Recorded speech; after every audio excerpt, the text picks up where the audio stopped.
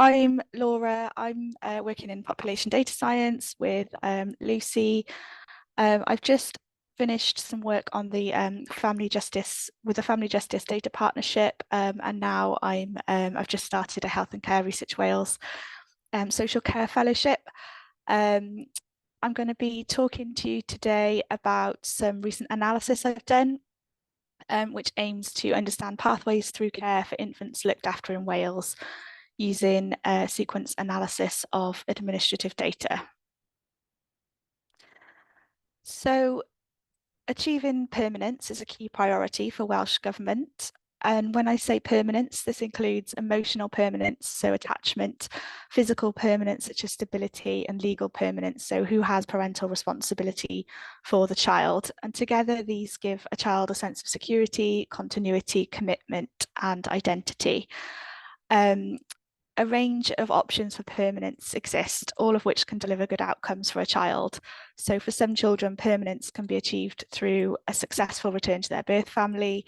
For other children, routes to permanence may include care provided by family and friends, particularly where such care can be supported by a legal order, such as a child arrangements order, special guardianship order, or in a few cases, adoption. And another important route to permanence is long-term foster care, where attachments have been formed and it has been agreed that this is where the child will remain until they become an adult. But unfortunately, children in care may experience multiple placements before they find a stable and nurturing environment. To monitor stability of care, aggregate statistics on children's placement types are published by Welsh Government on an annual basis, as well as the proportion of children experiencing 3 or more placements. But these annual snapshots can't really capture the complexity and the heterogeneity of children's placement trajectories. And at the moment, there's limited information on placement stability for children in Wales at the longitudinal individual level. So the aim of this study was to investigate the patterns of care placement trajectories experienced by infants aged less than 1 year entering care in Wales for the first time. And to do this, we use state sequence analysis and cluster analysis of national administrative social care data from 2003 to 2016. So this was the children looked after data set, which Lucy talked about earlier. And the objectives were to identify distinct clusters of care placement trajectories for infants less than 1 year entering care in Wales between 2003 and 2016, and that was a cohort of 4,169 infants. And we also wanted to describe the socio-demographic characteristics of infants appearing in each cluster of care placement trajectories. So in terms of their age at entry to care, their sex, ethnicity, deprivation, how they entered care, and their location.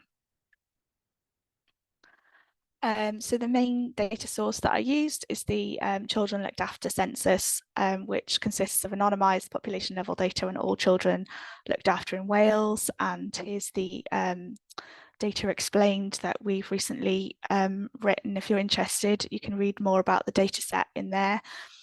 And this has fairly recently been acquired by Sale and includes information on children's care episodes, which can be sequenced, including their placements. And this presents really exciting new opportunities to explore children's experiences of care longitudinally. So I'll just describe some of the methods. I do want to say here that this analysis was very much a shared endeavour with Dr. Marian Abelenin from Lancaster. We use sequence analysis, which is a data-driven approach to categorising trajectories or sequences based on their similarity to one another. So in sequence analysis, a sequence is a series of mutually exclusive states ordered in discrete time. And this has typically been used in the social sciences in life course research to study things like long-term youth unemployment, occupational histories, migration trajectories. And it's increasingly being used in epidemiology to study health and social care pathways because the method takes into account the chronology of care consumption and allows for identification of specific patterns. So, for example, it's recently been used to examine placement stability for children in care in England, in terms of just their number of placements, and patterns of care trajectories following a diagnosis of diabetes, multiple sclerosis, or schizophrenia. So what we did is to create multi-state sequences by representing each infant's care trajectory as a series of placement types. So these sequences encompass 7 distinct states, and these were care at home with parents, foster care, care by friends or relatives, residential care, care with prospective adopters, being out of care, and then other. And we selected months as the unit of time. So for all infants, we had data available for 60 months, so 5 years, which is why we had to right censor the data. So even though we had data from up to 2021, we capped it at 2016. So as soon as children entered care, or infants entered care, they were followed up for 5 years each, which meant that we created a 5-year sequence comprising 60 monthly observations, each recording one of the 7 states or placement types for each child. And where a child had more than one placement in a month, which does happen, we recorded their state for that month as the one in which they'd spent the most amount of time in that month. So I don't have time here to go into all of the different methodological choices that you can make in sequence analysis and that were available to us, or why we chose to use the ones we did. But I can tell you that we used optimal matching to measure pairwise dissimilarities between sequences. And then we applied hierarchical clustering with wards linkage to identify different clusters of placement trajectories and to highlight groups of children with similar placement patterns. So another approach would have been to use dynamic hamming, but we chose to use optimal matching because it's more sensitive to differences in terms of the time spent in each state. So while both of the approaches consider the order of the states, optimal matching also accounts for the duration spent in each state. And because the study wanted to capture both the occurrence and the duration of specific states, so how long children spend in each placement and when, we went with optimal matching. And in terms of selecting the clusters, this was done by firstly visually inspecting the clustering dendrogram, and we also used the Kalinsky and Duda-Hart indices, and we also kind of assessed the meaningfulness of the clusters. So it's quite subjective interpretation. We used chronograms to visually summarize the clusters and to guide our choice of description, so the naming of the clusters. And then we used frequencies and proportions to describe the sociodemographic characteristics of infants appearing in each of the clusters. So although the care histories were very varied, we did identify 6 distinct patterns of care trajectories, and we called these long-term foster care, care order at home, family and friends network, delayed adoption, accelerated adoption, and then rapid exit from care.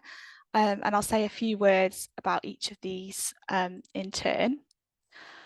So this first one, as you can see here, represented only 3.4% of the sample. And it's characterized by infants who enter care, are then placed in foster care and then remain in that placement type for the next 5 years. And just to say, we were unable to account for changes in specific foster carers. So this is just foster care rather than changes in, different carers as well. But as with all of the clusters, the majority of infants in this cluster had entered care when they were around 1 month old. But this one had the lowest proportion of 1 month olds compared to the other clusters. So children were younger in this cluster. And the majority of the children in the study did enter care under voluntary care, but this cluster had one of the highest proportions of infants entering care under voluntary care, voluntary arrangements rather than court orders. And this cluster also had the highest proportion of infants living in the most deprived quintile in Wales compared to the other clusters. So this one we called care order at home because it's mainly characterised by infants who had been placed with their parents on a court order. So this happens when social services feel that a child needs perhaps more support, but they can remain at home with their parents. And this cluster included 10% of the study sample. And this one had the highest proportion of infants who were aged less than 1 month at care entry, I think, and the lowest proportion who had entered care under child protection grounds. So these, when you enter care under child protection grounds, these are sort of emergency protection orders or police protection orders. This one was characterised by children being mostly in care with their family or friends. So this cluster represented 7% of the sample. And this one had the lowest proportion of infants living in the most deprived quintile in Wales. And then coming on to the delayed adoption cluster, this one actually represented 25% of the whole sample. And as you can see here, this one is sort of represented by infants who were adopted after being in care for quite some time. So they tended to be placed for adoption around 20 months after entering care, which is fairly concerning because it means that infants who are entering care at a very young age are not being placed for adoption until they're around 4 or 5 years old. But just to say, children can leave care. So the grey here is represented by leaving care. Children can leave care for a number of reasons, which we also haven't been able to capture here, which is because they're adopted, because they return home to their parents, or because they return to live with their family or friends. So yeah, again, it's important to note that we were unable to differentiate between these heterogeneous situations in this analysis. And then this cluster actually represented the majority of the sample, so 29%, and was characterised by accelerated adoption. So these infants appeared to be placed for adoption quicker than those in the previous cluster. And this cluster had the highest proportion of infants who were very young. So again, whether or not this is a good thing is difficult to tell with just using administrative data. And then finally, this cluster represented rapid exit from care. So most of the children in this cluster sort of came into care and then left quite quickly for whatever reason. So they were only in care for a short amount of time in different placement types. And this one represented about a quarter of the sample. And this had the highest proportion of children who'd entered care via voluntary arrangements. So they'd come in mostly on a voluntary basis and then in various different placements and then left again quite quickly for various different reasons. So just to conclude then, we're still sort of trying to interpret what it all means. But the next steps are to conduct modelling to predict then which infants end up in each of the clusters. That's going to be dependent on sample size as well. But most infants overall had a care history that we classified as accelerated adoption, closely followed by those classified as rapid exit from care and then delayed adoption.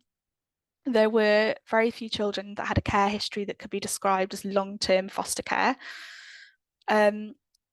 But so as I said, we're still trying to interpret this, but the analysis has demonstrated how longitudinal administrative data and state sequence analysis could be used to explore patterns of placement trajectories for children who are looked after. And we think that the findings will be able to inform policies aiming to minimise placement instability for children looked after in Wales. There were a few limitations. So we only followed the children up for 5 years, and we don't know what happened to them after that 5-year follow-up period. As I mentioned, the identification of the clusters and their interpretation is partly subjective, and because there's no sort of underlying statistical model in sequence analysis, it's not possible to determine the statistically to determine the optimum number of clusters. We were unable to show sequence index plots due to disclosure policies, and these give a little bit more information on the patterns, but we weren't able to get these out of the SAIL databank because of disclosure control. And we used months as the unit of time. So if children did have multiple placements in a month, we had to include the placement type that the children spent longest in for that month. But we did do a sensitivity analysis on that, and the results didn't really change. So I'd just like to acknowledge everyone in the Family Justice Data Partnership team and the co-authors and everyone who's helped on this study, and SAIL, of course, and Nuffield for their funding and support.